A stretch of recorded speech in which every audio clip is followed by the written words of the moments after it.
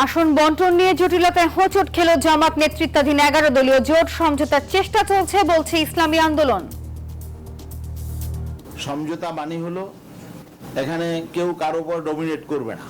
আমরা যদি একে অপরের প্রতি শ্রদ্ধাশীল থাকতে পারতাম তাহলে এখানে আসনটা খুব বড় একটা ফ্যাক্টর না। ষড়যন্ত্র চলছে, কারো উস্কানিতে পা দেবে না বিএনপি। আমাদের নেতা কর্মীরা অত্যন্ত সুশৃঙ্খল, শান্ত এবং তারা কোনো রকম উস্কানিতে পা দেবে না। হাসনাতের আসনে মনোনয়ন হারালেন বিএনপির প্রার্থী। আপিলে ফিরলেন 73 জন। বিদেশ থেকে ভোট বানচালের চেষ্টা হলে ব্যবস্থার হুঁশিয়ারি। শিক্ষার্থীদের অবরোধে কয়েক ঘন্টা অচল ঢাকা। তীব্র যানজটে ভোগান্তি। অভিন্ন বিশ্ববিদ্যালয়ের দাবিতে কাল ফের রাজপথে নামছে 7 কলেজ। 2024 সালে আমরা এইচএসসি দিছি আর 2026 সালে এসে আমাদের অনার্সের ক্লাস স্টার্ট করা, এটা আমাদের জন্য একটা লজ্জাজনক বিষয়। তারা ডেট দিয়েছিল, সেই ডেটটা তারা প্রকাশ করতেছে না এবং আমাদেরকে ঝুলাই রাখতেছে। জিয়াউল আহসানকে দিয়েই গুমের প্রথম মামলার বিচার শুরু। হত্যার পর নদীতে মরদেহ ফেলার মাস্টার মাইন্ড তিনি, বলছে প্রসিকিউশন। ট্রলারে করে গুমের শিকার লোকদেরকে সাগরে বা নদীতে নিয়ে গিয়ে এইভাবে নির্মমভাবে হত্যা করে তাদের লাশ যে গুম করে দেয়া, এইরকম 104 জনের ব্যাপারে এখন পর্যন্ত এই মামলায় অভিযোগ আনা হয়েছে। টেকনাফ সীমান্তে এখনো আতঙ্ক, মিলছে আরাকান আর্মির সরঞ্জাম। গুলিবিদ্ধ শিশু হুজাইফার পরিবারে হাহাকার। ইরানে বিক্ষোভ চলছেই, প্রাণহানি বেড়ে 2500-এরও বেশি। মার্কিন হস্তক্ষেপের পক্ষে ইউক্রেন, বিরুদ্ধে চীন। আবারও বাংলাদেশে ফিফা বিশ্বকাপ ট্রফি। উচ্ছ্বসিত ফুটবল ভক্তরা। উৎসাহিত হবে তরুণ প্রজন্ম, বিশ্বাস Jamal ভুঁইয়ার। At a trophy, I think for the new generation, maybe one day Bangladesh needs একটা চ্যাপ্টার লিখতে পারেন in the World Cup. দর্শক স্বাগত নিউজ 24 সংবাদে। আর পুরো সংবাদে আপনাদের সাথে আছি আমরা দুজন, আমি সোহাগ বক্স এবং আমি নাফিসা হক। দর্শক দেখছিলেন সুপার বোর্ড সংবাদ শিরোনামগুলো। এবারে পুরো খবর। আসন সমঝোতা নিয়ে জামাত ও ইসলামী আন্দোলনের টানাপোড়েনে অনিশ্চয়তার মুখে 11 দলের জোট। দফায় দফায় বৈঠকের পরও চূড়ান্ত প্রার্থী তালিকা ঘোষণা করতে ব্যর্থ দলগুলো। জরুরি বৈঠক শেষে 2-1 দিনের মধ্যে চূড়ান্ত সিদ্ধান্ত জানানো হবে বলে জানিয়েছে ইসলামী আন্দোলন। তবে এখনো জোট নিয়ে আশাবাদী রয়েছে জামাত। নেতাকর্মীদের ধৈর্য ধরার আহ্বান জানিয়েছেন দলটির আমির। গণ অভ্যুত্থানের পর ভোটে এক বাক্স নীতিতে এক হয়েছিল জামায়াত ইসলামী, ইসলামী আন্দোলন, খেলাফত মজলিস সহ 8 দল। জুলাই সনদ, পিআর সহ অভিন্ন দাবিতে বিভাগীয় সমাবেশ সহ নানা কর্মসূচি পালন করে দলগুলো। প্রার্থী ঘোষণা করে দলগুলো নিজেদের মতো প্রচারণা চালালেও মনোনয়নপত্র জমা দেওয়ার আগের দিন এনসিপি ও এলডিবি যোগ দেয় আসন সমঝোতা নিয়ে বাধে বিপত্তি। জামায়াত এককভাবে বিভিন্ন সিদ্ধান্ত নিচ্ছে, এমন অভিযোগে সামনে আসে ইসলামী আন্দোলন, বাংলাদেশ খেলাফত মজলিস নেতাদের অসন্তুষ্টি। দফায় দফায় আলোচনার পরও সমাধান হয়নি আসন নিয়ে জটিলতার। সেই ঐক্যের পাটাতনের উপরে দাঁড়িয়ে তারা জরুরি বৈঠক শেষে 2-1 দিনের মধ্যে চূড়ান্ত সিদ্ধান্ত জানানো হবে বলে জানায় ইসলামী আন্দোলন। আমরা চেষ্টা করছি আমরা যাতে ঐক্যটাকে টিকিয়ে রাখতে পারি এবং মিনিমাম একটা সমঝোতা সমন্বয় যাতে থাকে, আমরা সেই চেষ্টাটাও ইনশাল্লাহ করে যাব। 11 দলে থাকা বাংলাদেশ খেলাফত মজলিস বলছে আসন সংখ্যা নিয়ে জামায়াত ইসলামী ও ইসলামী আন্দোলনের টানাপোড়েনেই এই জটিলতা। মূলত প্রেস কনফারেন্সটা স্থগিত করা হয়েছে এই টানাপোড়েন বা কিছু কথাবার্তা যেটা আছে যা দূর করে একটু সুন্দরভাবে যেন আমরা কথা বলতে পারি। তবে জোট নিয়ে এখনো আশাবাদী জামায়াত ইসলামী। জোট আলহামদুলিল্লাহ আছে এবং আমরা যাদের কথা বললেন আমাদের সে সমস্ত ভাইরা, ওনারা যে ব্রিফিং করেছেন তাদের মিটিং এর পরে বলেছেন যে আমরা জোটে আছি, জোট অব্যাহত আছে। উদ্ভূত পরিস্থিতিতে নেতাকর্মীদের সর্বোচ্চ প্রজ্ঞা ও ধৈর্যের পরিচয় দেওয়ার পাশাপাশি দায়িত্বশীল আচরণের আহ্বান জানিয়েছেন জামায়াত ইসলামীর আমির ডাক্তার শফিকুর রহমান। তাওহিদুল ইসলাম, নিউজ 24, ঢাকা। 11 দলীয় জোটে কোনো সমস্যা নেই, আলোচনার মাধ্যমে সবকিছু সমাধান করা হবে জানিয়েছেন জামাতের সহকারী সেক্রেটারি জেনারেল এহসানুল মাহবুব জুবায়ের। বুধবার রাতে মগবাজারে দলের কেন্দ্রীয় কার্যালয়ে খ্রিস্টান সম্প্রদায়ের প্রতিনিধিদের সঙ্গে সৌজন্য সাক্ষাৎ শেষে একথা জানিয়েছেন তিনি। বলেছেন 11 দলীয় জোট নিয়েই নির্বাচনের প্রস্তুতি নেওয়া হচ্ছে। নির্বাচনী প্রক্রিয়ায় অনেকগুলো ধাপ এখনো বাকি রয়েছে, আর এর মধ্যেই আলোচনা এগিয়ে যাবে। আসন ভিত্তিক আলোচনা ও সমঝোতার বিষয়ে আরেকটু সময় লাগবে বলেও জানিয়েছেন তিনি। আলোচনা হয়েছিল, তিনি প্রশ্ন করেছিলেন যে আসন সমঝোতা একটা বাস্তবিক একটা অনেক বড় বিষয়, তো এটা নিয়ে কিছু কিছু আলোচনা একটু বেশি সময় করতে হচ্ছে, যেহেতু আমরা 8 দলের যখন আসন সমঝোতাটা একটা পর্যায়ে আসছি তখন এসে আরো 3টি দল আমাদের সাথে সম্পৃক্ত হয়েছে। এই চলমান 11 দলের সুন্দর একটি পরিবেশ এখন আছে এবং সেটা আমরা অব্যাহত রাখবো। কোন কোন দলের নেতারা উস্কানি দিয়ে নির্বাচনী পরিবেশ ঘোলাটে করার চেষ্টা করছে। বিএনপি সেই উস্কানিতে পা দেবে না, সতর্ক অবস্থান দলটির নেতাদের। তারা বলছেন ঐক্যমত্যের ভিত্তিতে সই হওয়া জুলাই সনদ বাস্তবায়নে বিএনপি অঙ্গীকারবদ্ধ। বুধবার ঢাকা ও কক্সবাজারে আলাদা অনুষ্ঠানে এসব কথা জানিয়েছেন তারা। বুধবার দুপুরে রাজধানীর নয়াপল্টন এলাকায় ব্যবসায়ী ও সাধারণ মানুষের সঙ্গে শুভেচ্ছা বিনিময় করেন বিএনপির স্থায়ী কমিটির সদস্য মির্জা আব্বাস। সাংবাদিকদের সঙ্গে আলাপকালে এই জ্যেষ্ঠ বিএনপি নেতা বলেন, নির্বাচনের 1 মাসও বাকি নেই, অথচ আইনশৃঙ্খলা পরিস্থিতি উন্নতি হয়নি, এতে উদ্বিগ্ন মানুষ। আইন শৃঙ্খলা পরিস্থিতি নিয়ে আমি নিজেও খুব শঙ্কিত, কারণ কয়েকদিন আগেও আমাদের একজন কর্মীকে হত্যা করা হয়েছে। আইন শৃঙ্খলা পরিস্থিতিটা যাতে আরও খারাপ হয় এই জন্য কিছু কিছু প্রার্থী উস্কানিমূলক কথাবার্তা বলছে। আপনি খেয়াল করে দেখবেন যে আমাদের এই আসনের কিছু কিছু প্রার্থী তাদের যে কাজকর্ম, তাদের কথাবার্তা অত্যন্ত উস্কানিমূলক।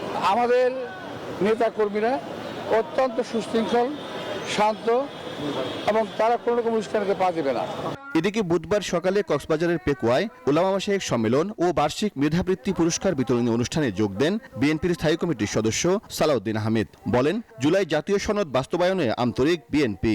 আমরা সব সময় বলি যে স্বাক্ষরিত জুলাই জাতীয় সনদের পক্ষে আছে বিএনপি। স্বাক্ষরিত জুলাই জাতীয় সনদ যেটা ঐক্যমতের ভিত্তিতে স্বাক্ষরিত হয়েছে তার প্রত্যেকটি আমরা বাস্তবায়ন করবো ইনশাআল্লাহ। অক্ষরে অক্ষরে জুলাই জাতীয় সনদের প্রত্যেকটি প্রস্তাব আমরা যেটা ঐক্যমতের ভিত্তিতে স্বাক্ষরিত হয়েছে সেটা আমরা বাস্তবায়ন করব। কিন্তু জুলাই সনদের বাইরে আমাদের কোনো বক্তব্য নাই। যেটা জাতীয়ভাবে ঐক্যমত্য হবে সেই বিষয়ে আমরা ঐক্যবদ্ধ, যেটা ঐক্যমত্য হয়েছে সেই বিষয়ে আমরা প্রতিশ্রুতিবদ্ধ, অঙ্গীকারাবদ্ধ। তিনি বলেন, শহীদ রাষ্ট্রপতি জিয়াউর রহমান বাংলাদেশের সংবিধানে প্রথমবারের মতো বিসমিল্লাহ সংযোজন করেছিলেন। ক্ষমতায় গেলে সংবিধানে আল্লাহর উপর আস্থা ও বিশ্বাস ফিরিয়ে আনবে বিএনপি। মহান আল্লাহর উপর আস্থা এবং বিশ্বাস পুনরায় সংযোজন করব ইনশাআল্লাহ। সাইফুল ইসলাম, নিউজ 24, ঢাকা। এবার জেডিসির নির্বাচনের পথে। চেম্বার আদালত ঋণ খেলাপি হিসেবে বহাল রাখায় এনসিপির হাসনাত আব্দুল্লাহর কুমিল্লা 4 আসনে মনোনয়ন হারালেন বিএনপি প্রার্থী মঞ্জুরুল আহসান মুন্সি। তবে বিএনপি প্রার্থীর দাবি, ঋণের টাকা ব্যাংকে পরিশোধ করার তথ্য জমা দেওয়ায় প্রার্থিতা ফিরে পাবেন তিনি। বুধবার বিচারপতি ফারাহ মাহবুবের চেম্বার আদালত ঋণ খেলাপি বহাল রাখায় প্রার্থিতা হারান মঞ্জুরুল আহসান মুন্সি। আর আদেশে মামলার রুলটি আগামী 2 সপ্তাহের মধ্যে নিষ্পত্তির জন্য হাইকোর্টকে নির্দেশ দেওয়া হয়েছে।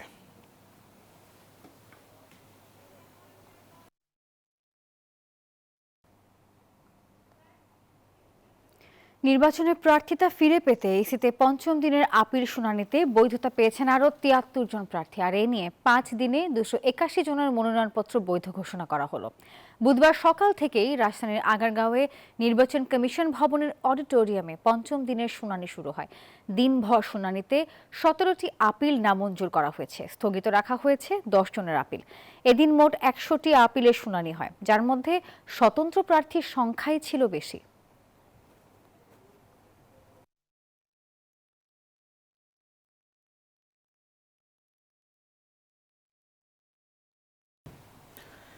দেশের বাইরে থেকে কেউ নির্বাচন বানচালের চেষ্টা করলে তাদের কোনো ছাড় নয়। চট্টগ্রামে বিজিবির কুচকাওয়াজ অনুষ্ঠানে এমন হুঁশিয়ারি দিয়েছেন স্বরাষ্ট্র উপদেষ্টা। তিনি আরও জানিয়েছেন, আসন্ন নির্বাচন শান্তিপূর্ণ ও উৎসব মুখর করতে সহায়তার জন্য বিজিবি প্রস্তুত রয়েছে। বাহিনীটিতে নিয়োগ পেয়েছেন সীমান্তে বিএসএফ এর হাতে নিহত ফেলানীর ছোট ভাই আরফান হোসেন। চট্টগ্রামের সাতকানিয়ায় বীরুত্তম মুজিবুর রহমান প্যারেড গ্রাউন্ডে নতুন উর্দিগায়ে চোখে স্বপ্ন নিয়ে কুচকাওয়াজে পা মেলান সদ্য প্রশিক্ষণপ্রাপ্ত বিজিবি সদস্যরা। প্রশিক্ষণ সমাপনী আয়োজনে সাক্ষী হন স্বরাষ্ট্র উপদেষ্টা জাহাঙ্গীর আলম চৌধুরী। সশস্ত্র সালামের মধ্য দিয়ে নবীন সৈনিকদের শপথ গ্রহণের আনুষ্ঠানিকতা শুরু হয়। আসন্ন নির্বাচনে সারা দেশে ৬৭টি জেলায় ৩৭,০০০-এর বেশি বিজিবি সদস্য মোতায়েন থাকবে বলেও জানান স্বরাষ্ট্র উপদেষ্টা। বলেন, দেশের বাইরে থেকে নির্বাচন বানচাল করার চেষ্টা হলে কাউকে ছাড় দেয়া হবে না। নির্বাচনটা যেন শান্তিপূর্ণভাবে, সুষ্ঠুভাবে এবং নিরপেক্ষভাবে এবং উৎসব মুখর হতে পারে, এই জন্য কিন্তু তাদের এই প্রশিক্ষণ তাড়াতাড়ি কমপ্লিট করে তাদের বিভিন্ন ইউনিটে পাঠাতে দেওয়া হচ্ছে। তারা এই আগামী 12 ফেব্রুয়ারি যে আমাদের জাতীয় নির্বাচন, এই নির্বাচনে তারা অংশগ্রহণ করবে। রিক্রুটে নিয়োগ পেয়েছেন সীমান্তে বিএসএফ এর হাতে নিহত ফেলানীর ছোট ভাই আরফান হোসেন। বলেন, দেশের সার্বভৌমত্ব রক্ষায় কারো কাছে মাথা নোয়াবেন না তারা। আমি সীমান্তে একজন রক্ষিত বাহিনী হয়ে সর্বদা চেষ্টা করব সীমান্তে যেন কোনো বোন বা মা বাবার সন্তানকে যেন এইভাবে হত্যা না করা হোক। আধুনিক প্রশিক্ষণ শেষে দেশের বিভিন্ন সীমান্তে দায়িত্ব নিতে যাচ্ছে তারা। বিজিবি বলছে, যে কোনো চ্যালেঞ্জ মোকাবিলায় এই নতুন সদস্যরা এখন প্রস্তুত। প্রশিক্ষণ শেষ করা এই নবীন সৈনিকেরাই দেশের মানুষের নির্বিঘ্নে ঘুম নিশ্চিত করবে। দেশের সার্বভৌমত্ব রক্ষায় প্রয়োজনে জীবন দিবে, তবুও 1 ইঞ্চি মাটি হাতছাড়া করবে না। চট্টগ্রামের সাতকানিয়া থেকে মাসুদ সুমন, নিউজ 24। শিক্ষার্থীদের সড়ক অবরোধের কারণে তীব্র যানজটে আজ কয়েক ঘন্টার জন্য থমকে ছিল রাজধানী ঢাকা। একদিকে 7 কলেজের শিক্ষার্থীরা রাজধানীর 3টি পয়েন্ট অবরোধ, আর অন্যদিকে সহপাঠী হত্যার বিচার দাবিতে ফার্মগেট অবরোধ করে রাখে তেজগাঁও কলেজের শিক্ষার্থীরা। এত সব ভোগান্তির পরেও সাধারণ মানুষ বলছে, রাস্তা অবরোধ না করে বরং আলোচনার মাধ্যমে সমস্যার সমাধান করা উচিত। 7 কলেজ বিশ্ববিদ্যালয় রূপান্তর আন্দোলনের ডাকে বুধবার দিনভর রাজপথে নামে শিক্ষার্থীরা। বেলা 11টায় সায়েন্স ল্যাব মোড় অবরোধ করেন তারা। দুপুর 12:30টার দিকে মিরপুর এলাকার টেকনিক্যাল মোড়ে অবরোধ শুরু হয়। পুরান ঢাকার তাঁতিবাজার মোড় অবরোধ করা হয় দুপুর 12:15টায়। একসঙ্গে 3 গুরুত্বপূর্ণ পয়েন্ট অবরুদ্ধ হওয়ায় সড়কে সৃষ্টি হয় তীব্র যানজট। বিকেল 4টার দিকে টেকনিক্যাল মোড় ছাড়লেও রাজধানীর অন্য পয়েন্টগুলো তখনও ছাড়েননি আন্দোলনকারীরা। সময় গড়ানোর সঙ্গে সঙ্গে যানজট ছড়িয়ে পড়ে পুরো রাজধানী জুড়ে। 20 মিনিটের রাস্তা পার হতে সময় লাগে কয়েক ঘন্টা। রাস্তা অবরোধ করলে এখানে যানজটের সম্পূর্ণ যানজট হয়ে সবার চলাচল বাধাগ্রস্ত হয় এবং ইমার্জেন্সি রোগীগুলো যেতে পারে না। নিয়মতান্ত্রিকভাবে আন্দোলন করুক, ওরা শাহবাগের ওই চত্বরে করুক বা শহীদ মিনারে করুক, বাংলাদেশের জনগণের যাতে ভোগান্তিটা লোপ পায় সেই ব্যবস্থা যেন ইউনূস সরকার করে, এই আবেদন আমাদের। এই কোনো বিষয়ে খোলাখুলি উপদেষ্টাদের সাথে বা ভালো উপরস্থ কারোর সাথে আলাপ করা উচিত। এভাবে যানজট সৃষ্টি না করে জনগণের এত অশান্তি করে, এগুলো ঠিক না। অফিস শেষ হওয়ার পর যানজটের ভোগান্তি আরও বাড়ে। এলিভেটেড এক্সপ্রেসওয়ে থেকে নামতেও যানজটের কবলে পড়ে গাড়িগুলো। আমার দাদি অসুস্থ, ওনার একটা অপারেশন, আমি সেই আসছি আপনার থেকে যাত্রাবাড়ির ওই দিক থেকে। তো এখন এই ভোগান্তিতে আমি হেঁটে হেঁটে আসতে হয়েছে। আমরা এই আর কিছু রাস্তা আটকানো চলবে না, তোমরা আন্দোলন করো, যে কোনো একটা সাইডে যাও। এর চেয়ে বড় দুর্ভাগ্য মানুষের কি হইতে পারে? আমরা সাধারণ মানুষ একটা রিক্সা নিতে পারতাছি না, কোনো জায়গা দিয়ে কোনো গাড়ি চলতেছে না ভাই। এদিকে সহপাঠী সাকিবুল হত্যার বিচার ও আসামিদের দ্রুত গ্রেফতারের দাবিতে এলিভেটেড এক্সপ্রেসওয়ের পর ফার্মগেট মোড়ও অবরোধ করেন শিক্ষার্থীরা। এতে করে ওই এলাকায় যান চলাচল বন্ধ হয়ে যায়। মালিকরা তো জমা দিতেই পারম না আজকে, আর ঘরে যে কি কমু আজকে নিজেও কইতে পারি না। যানজট ওদিকে সোনারঘাট সব ফার্মগেট পর্যন্ত সব জাম আটকায় রাখছে রাস্তাঘাট। বৃহস্পতিবারও এককভাবে সড়ক আন্দোলনের ঘোষণা দিয়েছে 7 কলেজের শিক্ষার্থীরা। ফলে বৃহস্পতিবার দিনভর থাকতে পারে এমন যানজটের ভোগান্তি। Zubair Sunny, news 24, Dhaka. Dhaka central university অধ্যাদেশ দ্রুত কার্যকরের দাবিতে 7 কলেজ শিক্ষার্থীদের আন্দোলনে ফের উত্তপ্ত রাজপথ। বুধবার সায়েন্স ল্যাব সহ ঢাকার 3 পয়েন্টে সড়ক অবরোধ করেন তারা।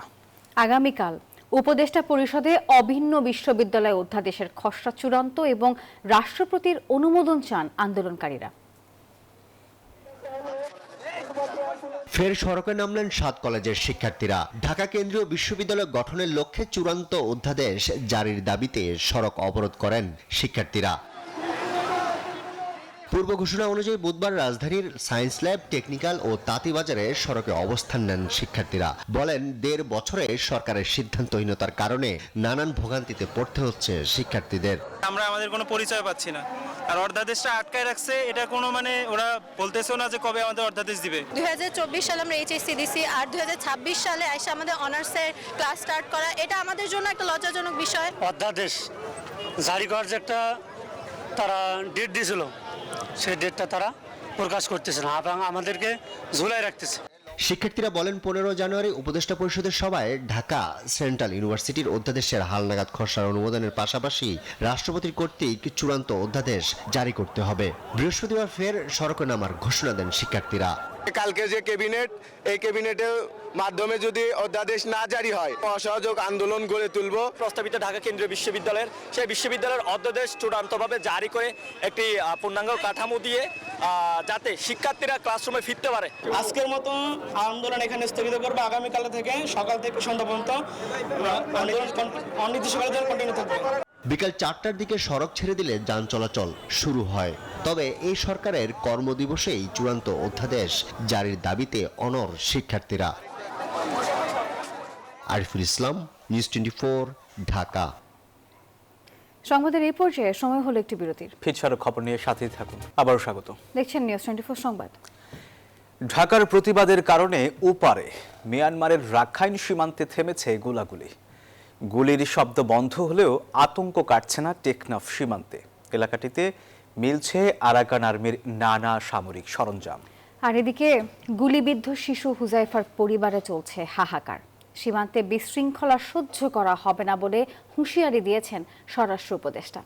টেকনাফ থেকে এই বিষয়ে আরও জানাচ্ছেন সহকর্মী নাইম আল জিকো।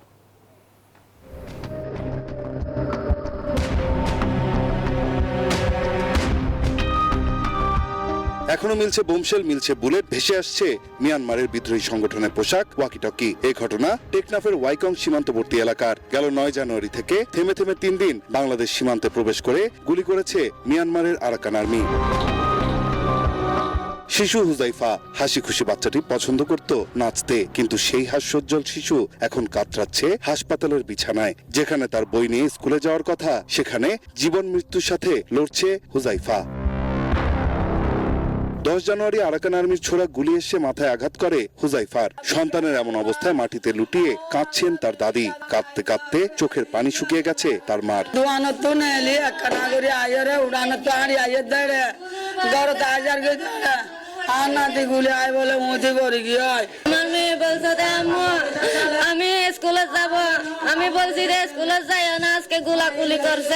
মঙ্গলবার থেকে বন্ধ হয়েছে গুলি। সীমান্ত এখন শান্ত হলেও পরিস্থিতি থমথমে। বাংলাদেশের ভেতরে মাইন ছড়িয়ে দেয়ায় আতঙ্কে সীমান্তে মাছের ঘেরে যেতে পারছে না স্থানীয়রা।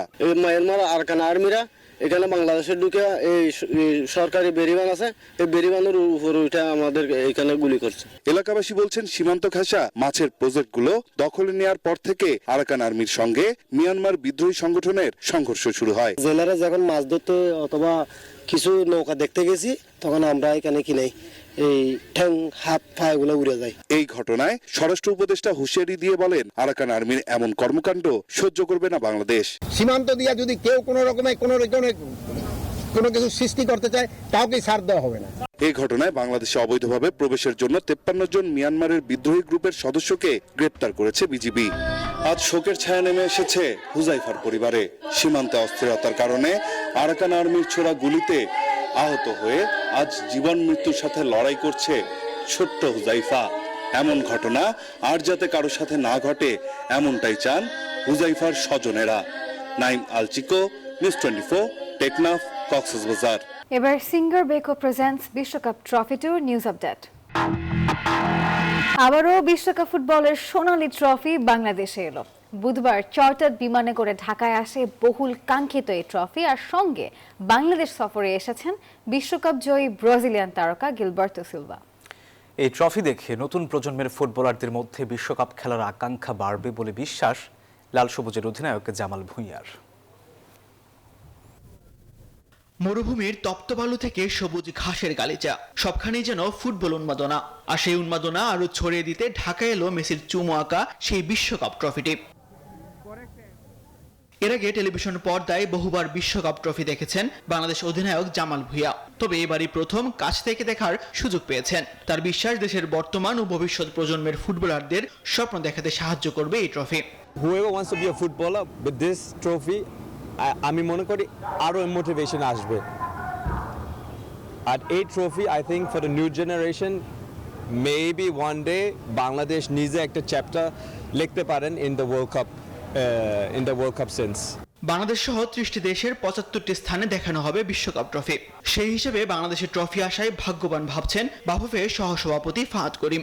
180 দেশের মধ্যে কিন্তু বাংলাদেশ আছে, কিন্তু এই বাংলাদেশ কিন্তু 3বার অলরেডি পেয়েছে।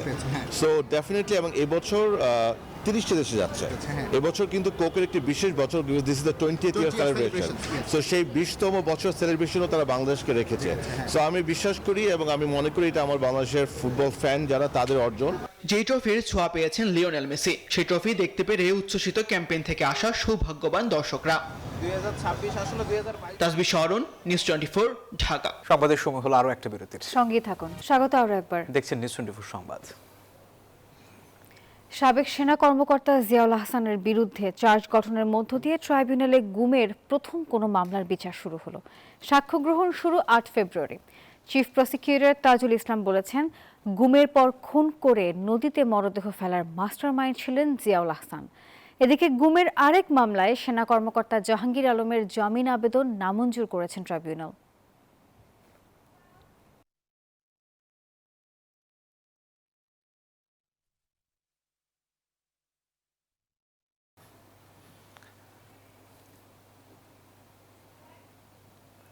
এবারে মধুমতি ব্যাংক পিএলসি অর্থ বাণিজ্য সংবাদ। বাংলাদেশ একটি অতি নিয়ন্ত্রিত দেশ, সেখানে ব্যবসা করা কঠিন। সরকার গঠন করতে পারলে ব্যবসায় সবার অংশগ্রহণের সমান সুযোগ নিশ্চিত করবে বিএনপি, এমনটি বলেছেন দলটির স্থায়ী কমিটির সদস্য আমির খসরু মাহমুদ চৌধুরী। বুধবার রাজধানীর ইন্টারন্যাশনাল কনভেনশন সিটি বসুন্ধরায় বিজিএপিএমইএ আয়োজিত 25তম গ্যাপ এক্সপো 2026 প্রদর্শনীতে তিনি কথা বলেন। আমির খসরু বলেন, ব্যবসা সহজ করতে যত পদক্ষেপ নেওয়া দরকার বিএনপি ক্ষমতায় গেলে তা নেওয়া হবে। আর ব্যবসায়িক প্রতিষ্ঠানগুলোর সক্ষমতা বাড়ানোর তাগিদও দেন তিনি।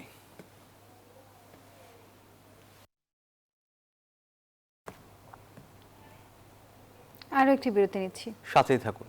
দর্শক, আবার স্বাগত নিউজ 24 সংবাদে। এবারে খেলার সংবাদ। বিশ্বকাপের আগে ভেন্যু অনিশ্চয়তা ঘিরে যে আলোচনা উদ্বেগ তৈরি হয়েছে তা মাঠের পারফরমেন্সে প্রভাব ফেলবে না, এমন বিশ্বাস রাখছেন বাংলাদেশের সাবেক অধিনায়ক হাবিবুল বাশার সুমন। মিরপুরে সাংবাদিকদের সঙ্গে আলাপকালে এই কথা জানিয়েছেন তিনি। নিশ্চয়ই কেউ চায় না যে কোনো ওয়ার্ল্ড কাপের আগে কোনো রকম সিচুয়েশন অ্যারাইজ করবো। আমরা তো সবসময় চাই যে ওয়ার্ল্ড কাপের আগে আমরা ক্রিকেট নিয়ে চিন্তা করবো, ওয়ার্ল্ড কাপ নিয়ে চিন্তা করবো। বাট যখন এরকম হয়ে যায়, আমাদের মনে হয় যে being a professional cricketer, what happens, আমাদের কাজ ক্রিকেট খেলা, যেটাই হোক সেটা তো আর প্লেয়ারদের হাতে নেই। তাদের শুধু এটা চিন্তা করে যে আমরা যখন খেলবো শুধু ক্রিকেট নিয়ে চিন্তা করবো এবং সেটাতেই ভালো করার চেষ্টা করবো।